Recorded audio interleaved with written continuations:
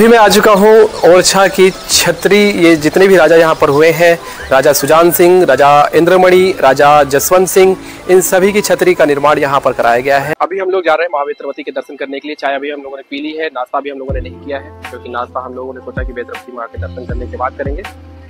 और फिर से वापस से चतुर्भुज मंदिर हम लोग को दिखा है। राजा राम जी के मंदिर के बाहर अभी हम लोग खड़े हुए हैं और बिल्कुल वॉकिंग डिस्टेंस पे था हमारा होटल, बिल्कुल फ्रंट वे।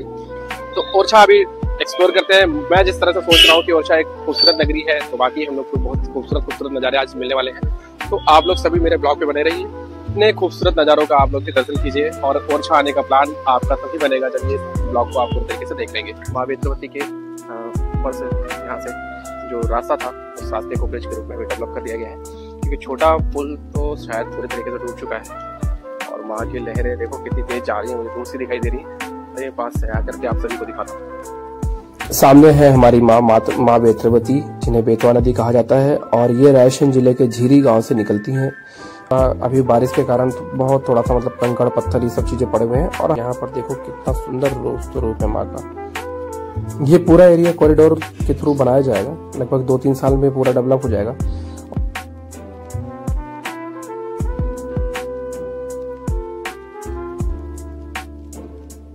हैं दूसरे मंदिरों और किलों को देखने के लिए।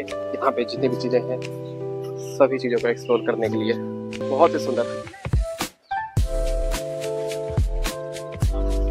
बहुत ही सुंदर, खूबसूरत जगह ये। वाह, इतनी खूबसूरत। ये शायद राजा की छतरियाँ है, बहुत ही खूबसूरत। ये वीर सिंह रुडेव की छतरी है, बहुत ही खूबसूरत। क्या सुंदर नक्काशी की गई है। इसकी खूबसूरती का बयां मैं नहीं कर सकता, आपको यहाँ पर आगे ही अपनी नजरों से देखना होगा। लेकिन पूरी जगह क्या कर रही है। ओरछा में अभी तक जितने भी राजा थे, उन सभी राजाओं की छतरी बनाई गई है। और छतरी से आप समझते होंगे, छतरी जैसे आप समाधि बोलते हैं, तो उसके मतलब याद में, राजा की याद में यहाँ पे छतरियां बनाई गई हैं। सेम वही कॉन्सेप्ट है, बस समाधि में समाधि लेना होता है, छतरी में समाधि लेना नहीं होता है। इंसान जैसे डेथ हो जाती है तो फिर उसकी याद में छतरी बनाई दी जाती है। तो अभी जा रहे हैं हम लोग इंद्रजीत महाराज जी के छतरी को देखने, जय सिंह जी की छतरी को देखने के लिए। और यहाँ पे जितने भी राजा अभी तक रहे हैं, उन सभी की छतरी को देखने के लिए हम लोग आ रहे हैं। तो यहाँ पर कुछ प्रवेश शुल्क लिखा हुआ है, जिसमें भारतीय दर्शक 50 रुपये प्रति व्यक्ति और विदेशी पर्यटक 750 रुपये प्रति व्यक्ति। फोटोग्राफी अगर आप कोई कैमरा लेकर आते हैं तो 400 रुपीज प्रति व्यक्ति आपको देना होगा। अभी मैं आ चुका हूँ ओरछा की छतरी। ये जितने भी राजा यहाँ पर हुए हैं, राजा सुजान सिंह, राजा इंद्रमणि, राजा जसवंत सिंह, इन सभी की छतरी का निर्माण यहाँ पर कराया गया है। ये सारी छतरी 1500 से लेकर के 1684 तक यहाँ पर पूरी जो है निर्माण स्वरूप हुई है। तो अभी मैं आपको दिखाने वाला हूँ महाराजा सुजान सिंह जी की छतरी को। राजा सुजान सिंह जी की छतरी, जिसे 1684 में जसवंत सिंह द्वारा पूर्ण कराया गया। तो ये बहुत अपने आप में बहुत ही सुंदर जगह है और बहुत ही अच्छी चीज़ मुझे देखने को मिल रही है। आने वाली पीढ़ी सभी राजा को जान सकेगी, समझ सकेगी, ओरछा के बारे में पहचान सकेगी। कितनी खूबसूरत जगह लग रही है मुझे ये ओरछा की, मैं बता नहीं सकता। मैं चाहता हूँ कि आप सब यहाँ पर एक बार ज़रूर विजिट करने के लिए आए। ओरछा बहुत ही प्यारी, ऐसी बहुत सारी अच्छी खूबसूरत जगह मैं आपको भारत में दिखाने वाला हूँ। तो मेरे चैनल को सब्सक्राइब कर लें, और ऐसी यूनिक चीज़ें मिलेंगी कि आपको मतलब कहीं घूमने जाना है तो सिर्फ मेरा चैनल उठाना है, और चैनल उठा करके सीधे देखना है कि हमें कौन सी जगह, किस प्रदेश में कौन सी जगह घूमना चाहिए। इन सभी चीज़ों का मैं ब्लॉग आपको बना करके देने वाला हूँ। तो ये समझ लीजिए कि महाराजा जसवंत सिंह और महाराजा सुजान सिंह, महाराजा इंद्रजीत सिंह और ऐसे कई महाराजा जो इनकी पीढ़ी थी, सभी की छतरी यहाँ पर बना के रखी गई है। तो एक एक को आप आकर के यहाँ पर एक्सप्लोर कर सकते हैं। मैं जैसे बताऊंगा कि ये वाली छतरी जो है ये महाराजा जसवंत सिंह जी की है, तो शायद वो छतरी भी आपको पहचान में आएगी, क्योंकि सभी छतरी एक जैसी बनाई गई हैं। बस एक वो छोटी छतरी है, शायद वो कोई दूसरी चीज़ होगी, छतरी नहीं होगी। बाकी जितनी छतरियाँ हैं वो सारी छतरी एक जैसी ही बनाई गई है, और बहुत ही खूबसूरत ये चीज़ जगह मेरे को देखने को लग रही है। सारी छतरियाँ देख करके मुझे बहुत अच्छा लगा, बहुत मज़ा आया। और मैं अब आपको दिखाने वाला हूँ शिवलिंग। इन सभी छतरियों के बीच में ये शिवलिंग है, देख रहे हैं आप कितने खूबसूरत जगह पे। जय हो महादेव, हर हर महादेव, हर हर महादेव। आप जितने भी जितने भी पुरानी 4वीं शताब्दी से लेकर के 10वीं 11वीं 12वीं शताब्दी तक, जब तक जहाँ पे भी आप चले जाए शिवलिंग आपको मिलेगा ही मिलेगा। आपको वो बताना चाह रहा हूँ कि ये क्या चीज़ है। उसके बाद मैं थोड़ा सा इसमें शिवलिंग के सामने ध्यान मग्न होऊंगा और थोड़ा ध्यान करूंगा प्रभु को। और मैं अकेला घूम रहा हूँ अभी इस जगह पे, छतरी वाली जो जगह है इस पे। तो ये मुझे बहुत खूबसूरत लग रहा है और बहुत अच्छा लग रहा है, क्योंकि सब लोग अपने अपने में बिजी हो चुके हैं, तो मैं अकेला हो चुका हूँ और एकांत का जो माहौल है वो बयां कर पाना मुश्किल है, क्योंकि वो बहुत ही खूबसूरत माहौल होता है। जब आप एकांत होते हो, आप अपने आप को समय दे सकते हो, आप अपने लिए जी सकते हो। राजा सावंत सिंह जी की छतरी है और बहुत सुंदर। मेरी आंखों ने इस व्यू को कैच किया, बहुत ही खूबसूरत। तो मैंने सोचा कि इस क्षेत्र से भी मैं कुछ फोटोग्राफी कर लेता हूँ और कुछ अपनी जो है आप लोग को एक सिनेमेटिक शॉट दे देता हूँ। तो सारे पथिक फिर से चल चुके हैं किले की तरफ। अब सारा ओरछा आप लोगों ने घूम लिया, हमें बहुत अच्छा लगा। बहुत ही शानदार ओरछा है, बिल्कुल पवित्र ओरछा है। और अभी प्रेजेंट टाइम में हम लोग जा रहे हैं किले की तरफ। तो हम लोग महल के लिए निकल चुके हैं, लेकिन महल के लिए हमें पता चला कि रिक्शा लेना पड़ेगा, क्योंकि चढ़ाई चढ़ना है और हमारी लड़कियां जो है वो चढ़ाई चढ़ने के लिए बिल्कुल असमर्थ हो चुकी हैं। खासकर जो डायलॉग मार रही थी कि भाई बार बार तो नहीं आते, वो तो बिल्कुल फ्यूज हो चुकी है। ओरछा को विजिट करने के लिए 50 रुपए की टिकट है। अगर आप ये महल से टिकट ले लेते हैं 50 रुपए का, तो ये हर जगह मान्य होती है। आप किसी भी ओरछा में किसी भी जगह पे चले जाएं, वहां पे टिकट मान्य होती है। तो जब भी आप आए तो 50 रुपए प्रति व्यक्ति, भारतीय और विदेशी व्यक्तियों के लिए 750 रुपए की टिकट है। और वीडियोग्राफी वगैरह अगर आपको करना है तो 400 रुपीज अलग से, लेकिन अगर मोबाइल का कैमरा लाते हैं तो मान्य है। अंकल तो बताइए इस महल के बारे में कुछ बता सकते हैं लोग को? ये यहाँ का ओरछा का फोर्ट है ये सर। अच्छा। राजा महल, जागीर महल, शीश महल। हाँ। शीश महल में होटल हो गया MP टूरिज्म का। तो आप ये जो टिकट लिया, इस टिकट से आप 5 जगह घूम सकते हैं। अच्छा। 1.5-2 घंटे का सफर है, 500 किलोमीटर का। अच्छा। सब घुमा के इसके बाद आपको गाड़ी या होटल जाओ वहाँ। अच्छा। ये हाँ, ये राजा महल है। राम रानी और राजा लाए थे ना। हाँ। उनका महल वो ऊपर जागीर महल है सर जी। वो बीच में देखो शीश महल होता है। शीश महल, हाँ।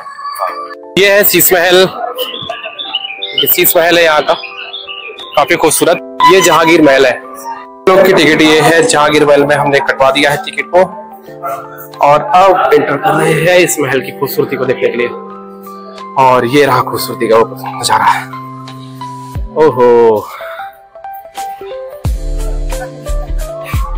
ये महल खूबसूरती की मिसाल है। बहुत ही शानदार, बहुत ही प्यारा महल। ये मेरी आंखें बिल्कुल इसको निहारती रह रही हैं, इसकी खूबसूरती को, इसकी बनावट को।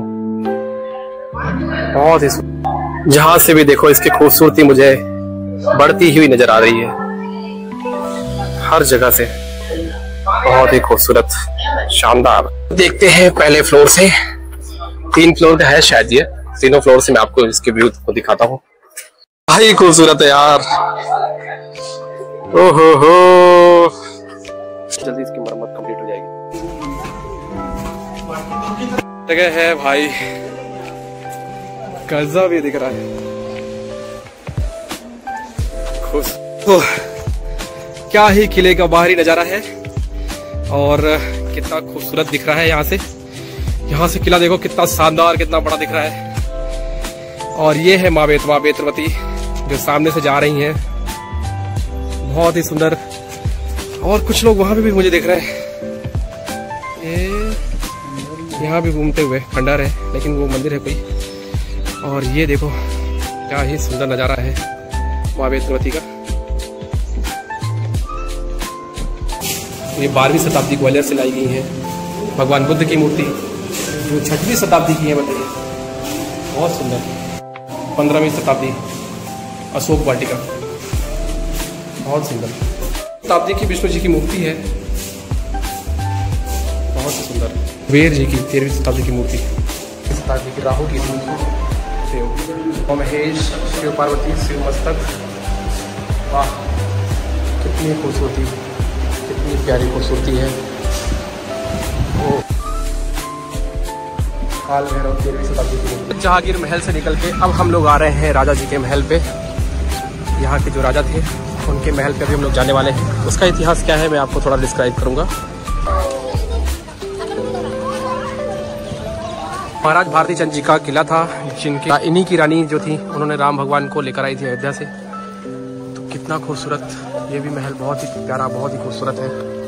इसकी मजबूती देखो आप, ये मजबूत, ये बहुत ज़्यादा मजबूत है, क्योंकि वो जो पुराना महल देखा उसमें ऐसी बनावट नहीं थी, ये पूरे को डिफरेंट बनावट है ना, क्योंकि इसमें ऐसा लग रहा है कि बिल्कुल एक ही मतलब कहीं से गैप नहीं, पैनल गैप है ना, कुछ दिया नहीं, इसको मजबूत तरीके से बनाया गया ताकि ये रहने के लिए।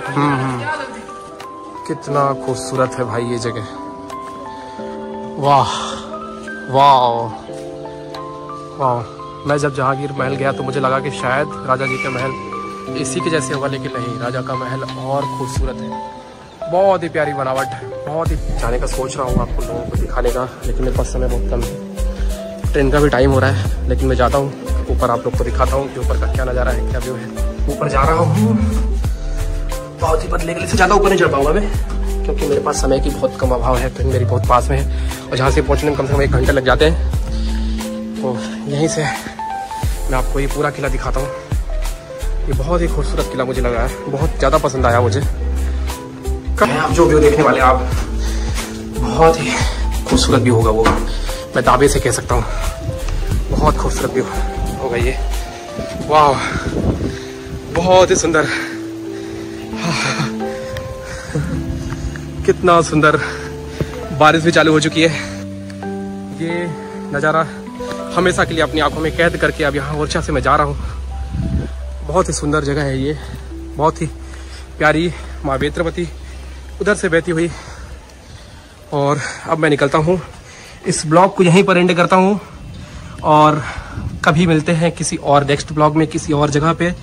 बने रहिए मेरे ब्लॉग पे ऐसी खूबसूरत जगह देखने के लिए, ऐसे खूबसूरत पलों को यादगार बनाने के लिए। सभी जोर से बोलिए नर्मदे हर।